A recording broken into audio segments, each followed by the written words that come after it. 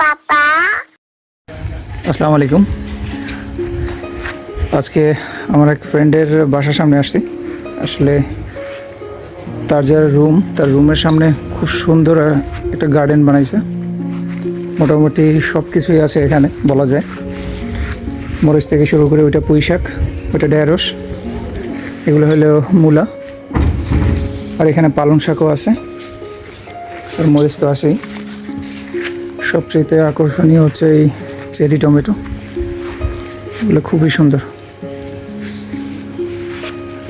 দেখেন, এরা অলরেডি এখান থেকে অনেক খেয়েছেও, এই কারণে বেশি একটা নেই, কিন্তু আবার নতুন করে হইতেছে চেরি টমেটোগুলো।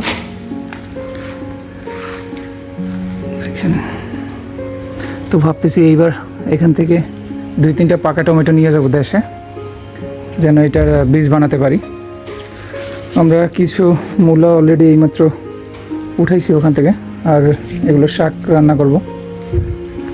এটা দেখেন, এটা পুঁই শাক, উপরে হচ্ছে করলা। হ্যাঁ,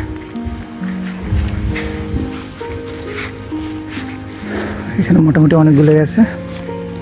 এখানে হচ্ছে টমেটোটা বড়।